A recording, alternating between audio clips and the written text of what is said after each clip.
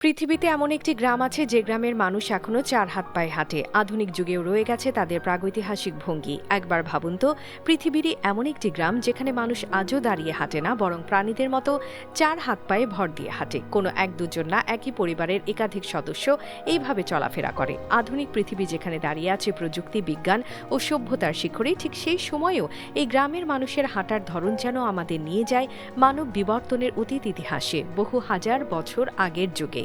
এই রহস্যময় পরিবারটি তুরস্কের দক্ষিণাঞ্চলে একটি দূরবর্তী এলাকায় বাস করে। তাদের গ্রামের নাম উলুবেই, যেখানে একটি পরিবার রয়েছে এবং যেখানে ৬ ভাই বোনের মধ্যে ৫ জন আজও চার হাত পায়ে ভর দিয়ে হাঁটে, যেমনভাবে প্রাচীন মানবজাতির পূর্বপুরুষরা হাঁটত। এই পরিবারকে নিয়ে গবেষণা শুরু হয় ২০০৫ সালে, যখন বিজ্ঞানীরা প্রথম শুনে অবাক হন। এখনও কি মানুষ চার হাত পায়ে হাঁটে? তারা সরাসরি সেখানে গিয়ে দেখেন এটি সত্যি। তারা হাঁটেন এমনভাবে যাকে বলা হয় বিয়ার ক্রল বা প্রাইমেট ওয়াক, দুটি হাত ও দুটি পায়ে ভর দিয়ে শরীরকে ঠেলে এগিয়ে যাওয়া। প্রথমে ধারণা করা হয়েছিল এটা হয়তো কোনো দুর্ঘটনা বা শারীরিক প্রতিবন্ধকতা, কিন্তু পরবর্তী গবেষণায় উঠে আসে মানুষের বিবর্তনের গভীর একটি বৈজ্ঞানিক সম্ভাবনা। মানব বিবর্তনের ইতিহাস বলে আমরা লক্ষ লক্ষ বছর আগে চার পায়ে চলা প্রাণীদের থেকেই একসময় দাঁড়িয়ে হাঁটা শুরু করেছি। সোজা হয়ে দাঁড়ানো ও দুই পায়ে হাঁটা, এটাই আমাদের সভ্যতার সবচেয়ে গুরুত্বপূর্ণ রূপান্তর।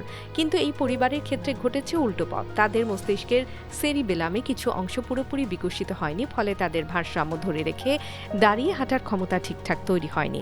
দেহ ভারসাম্য চায়, কিন্তু যখন দুই পায়ে তা সম্ভব হয় না, তখন শরীর নিজে নিজে ফিরে পায় পুরনো প্রাচীন ভঙ্গিতে, চার হাত পায়ে হাঁটা। এই মানুষগুলো শুধু হাঁটেই না, এভাবেই কাজ করে, ফসল কাটে, বাইরে যায়, জীবনের প্রতিটি কাজ সম্পন্ন করে। তাদের হাতের তালু কড়া পড়ে যায়, পায়ের পেশি শক্ত হয়ে ওঠে, আর মেরুদণ্ড মানিয়ে নেয় সেই ভঙ্গিকে। বৈজ্ঞানিকভাবে একে বলা হয় রিভার্স ইভলিউশন হাইপোথেসিস, অর্থাৎ মানুষ এখানে মানব বিবর্তনের আগের ধাপে ফিরে গেছে। কিন্তু বিষয়টি শুধুই এক অদ্ভুত অবস্থা নয়, এটি মানুষের বায়োলজি, নিউরোলজি এবং জেনেটিক্সের এক বিস্ময়কর উদাহরণ। গবেষণায় পাওয়া গেছে এই পরিবারের মধ্যে একটি বিশেষ জিনগত পরিবর্তন রয়েছে যা সঠিকভাবে ওয়াকিং ব্যালেন্স তৈরি করতে পারে না। তাই তাদের শরীর একটি পুরনো উপায় অবলম্বন করে, যেমনটা মানুষ করত লক্ষ বছর আগে।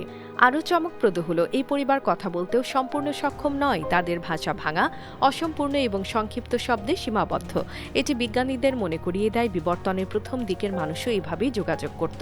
এই মানুষদের জীবনযাপন যেন বিবর্তনের জীবন্ত ছায়া, একটি টাইম ক্যাপসুল যা আমাদের দেখায় মানুষ কোথা থেকে এসেছে আর কিভাবে ধীরে ধীরে দাঁড়িয়ে হাঁটা ও কথা বলার ক্ষমতা অর্জন করেছে। বিজ্ঞানীরা এই পরিবারকে নিয়ে ডকুমেন্টারি তৈরি করেছেন, গবেষণা পেপার লিখেছেন আর তাদের পর্যবেক্ষণ করেছেন বছরের পর বছর।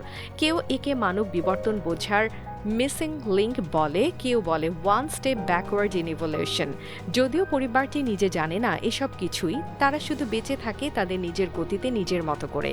এই পরিবার আমাদের সামনে এক বিরল প্রশ্ন তুলে ধরে, মানবজাতির উন্নতি কি শুধু আগানো, নাকি কখনো কখনো শরীর ও প্রকৃতি আমাদের ফিরিয়ে নিয়ে যায় সে আদিম অবস্থায় যেখান থেকে আমরা এসেছি?